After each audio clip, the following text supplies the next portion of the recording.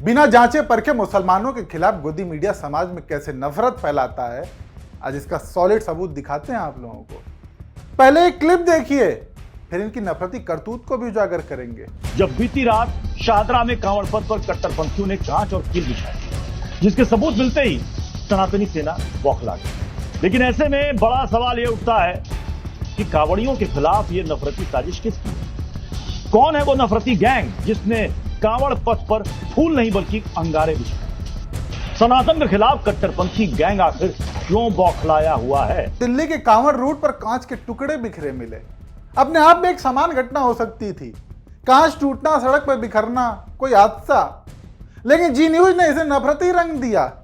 Anchor ने बिना किसी सबूत, बिना किसी जांच के चिल्ला चिल्ला कर कहा कि ये कांच कट्टरपंथियों ने जानबूझकर बिछाया है। और तो और स्क्रीन पर टोपी पहने लोगों की तस्वीरें दिखाकर सीधे सीधे एक समुदाय को निशाना बनाया गया।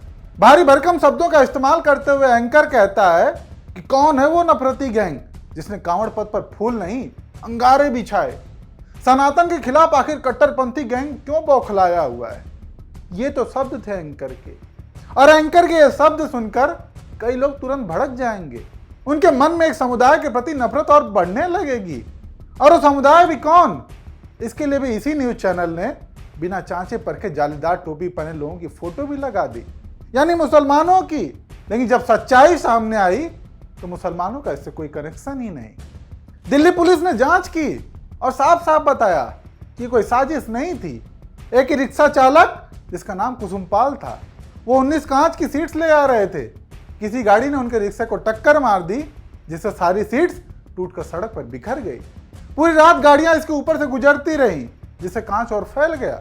सोचिए, एक साधारण हादसा जिसमें गरीब रिक्शा चालक का नुकसान हुआ, उसे गोदी मीडिया ने कैसे सांप्रदायिक साजिश का रंग दे दिया। जी न्यूज और उनके जैसे चैनल्स ने न सिर्फ एक समुदाय को बदनाम करने की कोशिश की, बल्कि समाज में तनाव पैदा करने का काम किया। और ये कोई पहली बार नहीं है। हर बार हर छोटी घटना को ये लोग सांप्रदायिक चश्मे से देखते हैं और अपने दर्शकों के दिमाग में जहर घोलने का काम करते हैं।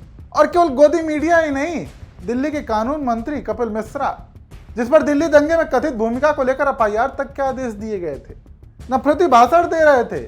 उन्होंने भी इस मामले को शरारती तत्व कहते हुए अलग ही एंगल दिया, जबकि सच्चाई से कोसों दूर निकली। देश में आज मुसलमानों के खिलाफ नफरत काफी बढ़ती जा रही है, और इसमें अहम भूमिका है ऐसे ही नेताओं की, न्यूज चैनल्स की, जो बिना जांचे परखे एक समुदाय के खिलाफ नफरत फैलाने का काम करते हैं। हालांकि वहीं एक पत्रकार संदीप चौधरी भी हैं, जो अपनी निष्पक्षता को लेकर चर्चा में बने रहते हैं। उन्होंने खुद मीडिया और नफरती गैंग के एजेंडे को एक्सपोज कर दिया। तो ये है तो कावड़िया ही ना, उसमें ये छोटी था। अरे हुड़दंग होगा, आम आदमी वहां पर डरता फिरे, बच्चे बैठे हुए हैं, महिलाएं बैठी हुई हैं गाड़ी में, और दे लाठी दे बल्लम वहां चल रहे हैं। आप इसको बिल्कुल सामान्य घटना मान रहे हैं। यही हिंदू इलाके, यही अगर मुस्लिम, एक मिनट सुनिए रोहित भाई, अगर ये मुस्लिम इलाके में हो जाती घटना तो अभी तक सारा मीडिया पागल हो चुका होता और आप अपने गला फाड़ फाड़ कर चिल्ला रहे होते ये आतंकवादी हैं, यही पाकिस्तानी हैं, इनकी यही फितरत है। ये सारी संज्ञाओं से नवाज दिया होता आपने एक समुदाय को। संदीप चौधरी के डिबेट का तरीका ऐसा है कि बीजेपी प्रवक्ता आने से पहले कई बार सोचते हैं, कई बार तो आते ही नहीं। चैनल बड़ा है, लेकिन फिर भी आप बीजेपी के नामी जामी प्रवक्ताओं को नहीं देखेंगे इनके डिबेट में। खैर, बात रही गोदी मीडिया की, तो ये वही गोदी मीडिया है जो बार बार बिना सबूत के एक समुदाय को निशाना बनाता है। कभी लव जिहाद, कभी कोरोना जिहाद, और अब कांच जिहाद। इनके पास ना तथ्य होते हैं ना नैतिकता, बस एक एजेंडा होता है, लोगों को बांटो, नफरत फैलाओ और टीआरपी बटोरो। लेकिन सवाल यह है कि क्या ये चैनल्स अपनी गलती मानेंगे?